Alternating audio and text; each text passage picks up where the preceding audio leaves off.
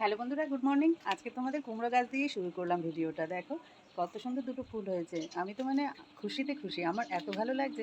আর তোমরা তো জানোই আমি কতটা গাছের জন্য পাগল। আর দেখো একদম দুটো ফুল খুব সুন্দরভাবে হয়েছে। আমি ভেবেছিলাম ফুলগুলো মনে হয় ঝরে পড়ে যাবে, কিন্তু অবশেষে আজকে সকালে ঘুম থেকে উঠেই দেখি ফুলগুলো হয়েছে। তা এই ফুলগুলো আমি এখন ছিঁড়ে নেবো, কেন এগুলোতে কুমড়ো কিন্তু হবে না।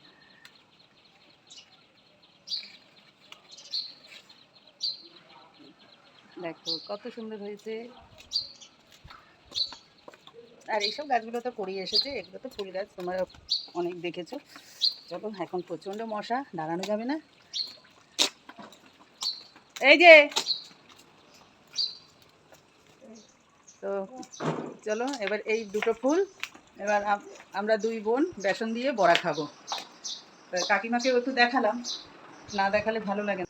আমার দিদি এখনও ঘুমাচ্ছে, এবার দিদিকে তুলবো। 6:30 বেজে গেছে, কেননা আর লেট করা যাবে না, অনেকটাই বেলা হয়ে যাবে এরপরে। কেননা ওনাকে আবার তো অনেক খোসামত তোষামত করতে হয়। দিদি, এই যে দিদি ঘুমাচ্ছে দেখো, নাইট ড্রেস পরে। ওর আবার নাইট ড্রেস আলাদা আছে, এগুলো পরেই ঘুমোবে ও, কিন্তু সারাদিনের জামা যেগুলো পরা থাকে সেগুলো পরে ঘুমোয় না।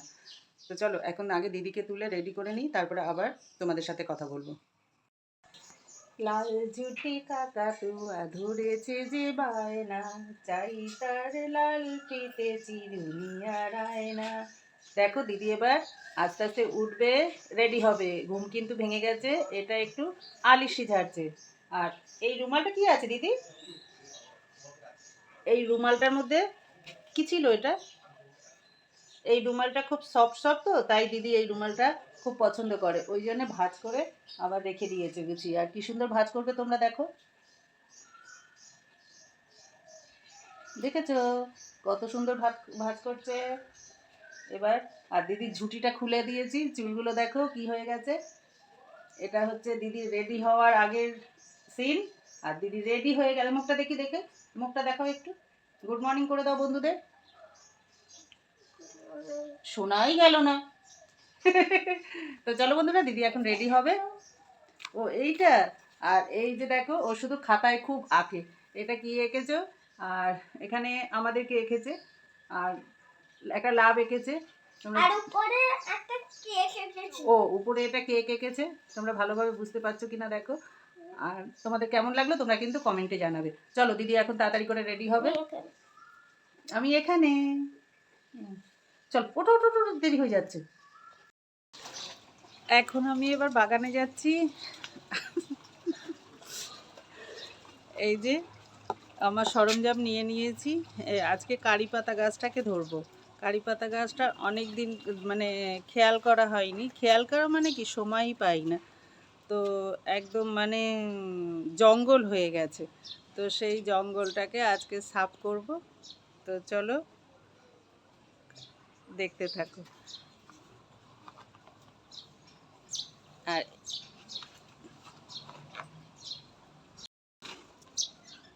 এই যে দেখো কারি পাতার গাছটা, টবটা, এখানে এত মশা। এই দেখো,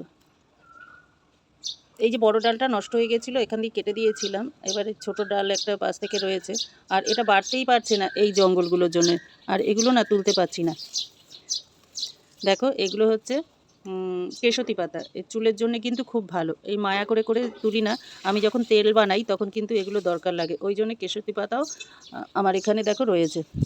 আর যাদের যাদের চুলের সমস্যা তারা কিন্তু কেশতি পাতা বেটে রসটা কিন্তু মাখতে পারো। এই যদি শুধু টানি তা হবে না, শক্ত হয়ে গেছে।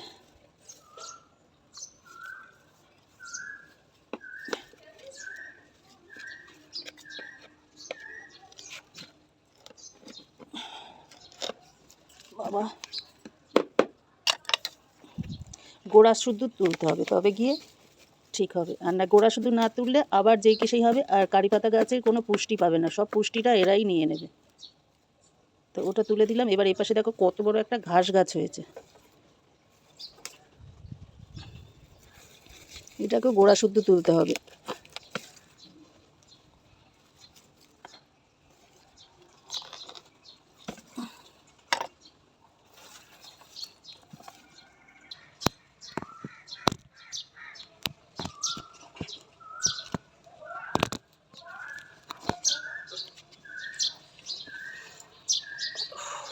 বসার জ্বালায় বসার উপায় নেই। গোড়া শুদ্ধ যে কোনো ঘাস আগাছালা না গোড়া শুদ্ধ না তুললে ওই জায়গা থেকে আবার হতে থাকে।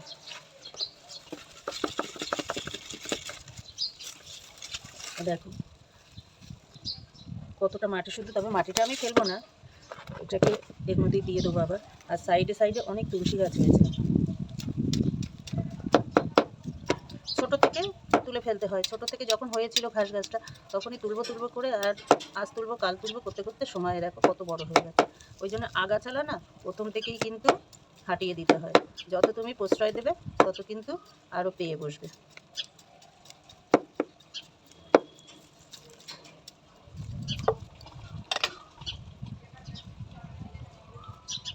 এটা একটা নয়নতারা গাছ যত সম্ভব। আর এখানে অনেকটাই দেখো অনেকগুলো কিন্তু তুলসী গাছ হয়েছে। এগুলো থাক, তুলসী গাছগুলো বড় হতে থাকে। আর নয়নতারা গাছ হয়েছে, এটা তুলসী গাছ আছে। তুলসী গাছগুলো এখন এখানে থাক, বড় হলে তারপরে দেখা যাবে। ওখান থেকে তুলে অন্য কোথাও বসানোর মতন। এখন একেবারেই ছোট রয়েছে, ওই জন্য তোলা যাবে না, আর তুলবো না। তুলে ফেলে দিলে তো তোলাই হয়ে গেল।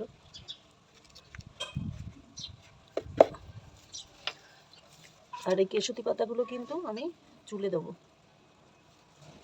এগুলো এখন পাওয়া যায় না, কেন এখন তার জঙ্গল নেই, চারিদিকে গাছগাছালি মানে তুলে রাস্তা সব হয়ে গেছে।